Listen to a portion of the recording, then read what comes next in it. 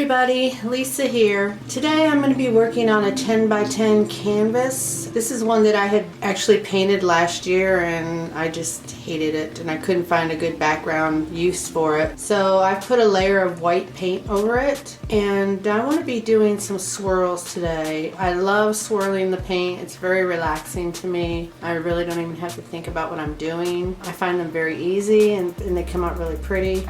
You have more control over them. I'm going to be using black, white, purple, and yellow as my colors for my swirls. The base is kind of thick. You want that thick because the thicker the paint, the better the swirls hold their form. And there's no silicone in these paints at all because I don't want cells. I'm just going for a plain paint look. I don't even know how to describe it. There is Floetrol mixed in all my paints. That's what I use as my paint conditioner. You can easily find that at a hardware store like Home Depot or Lowe's, and it really prepares your paint for pouring. It thins it out, but it still keeps its integrity. Sometimes you do get cells with Floetrol. If they happen, they happen, but usually not too much. So I want to begin by doing a series of puddle pours on here. I'm going to do some puddle pours and then I'm going to stretch them out.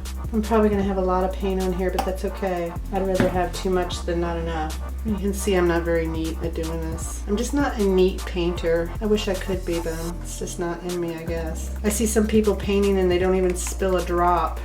Not me. And I'm not wearing any gloves because I ran out of gloves. I forgot to buy some. I usually like to wear gloves because it protects my skin. I'm not really worried about the getting dirty part.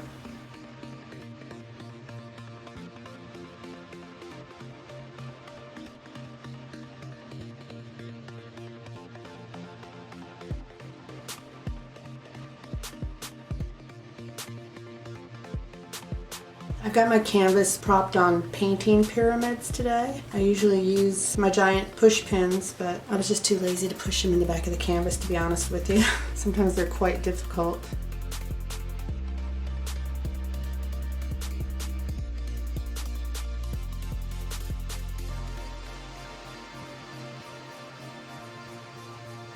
Okay, let's stretch this out a little bit. I'm going to kind of swirl it around like this to stretch it.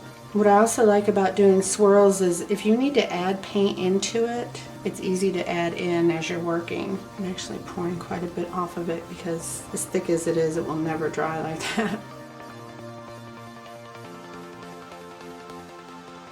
Okay, I see some places where I'm going to have to add some paint just so I can get some color contrast. I'm just going to add it like that.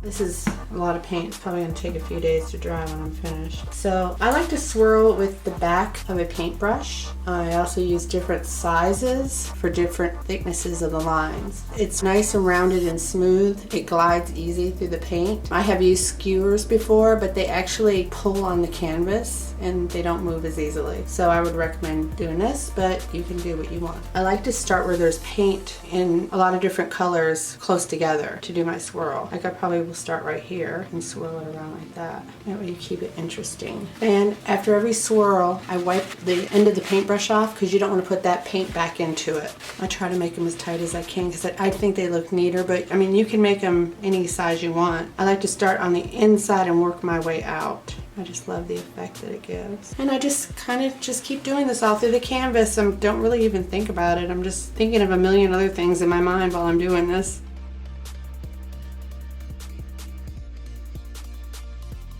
If you see places that you need to add paint because you don't have enough of a contrasting color, you can easily add it. It's actually really easy to add with a squeeze bottle. And you don't really have to always do like a circle. You can kind of do whatever design you want. Like if you want to do this, you can go through a line like that. And it makes a different, interesting effect. Loop it around a few times. I just do whatever I feel like doing.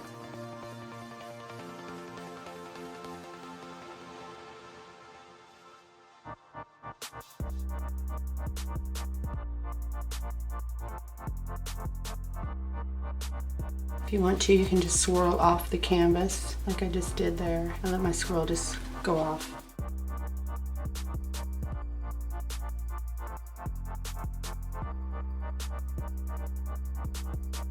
And you don't have to go in order like this. You can skip around and end up joining them together. I like to use the puddle pours, but you can actually just put straight lines if you'd like and swirl with those. And if you have parts of the canvas you don't want to swirl, you don't have to. You can leave spaces. You know, that can create an interesting effect.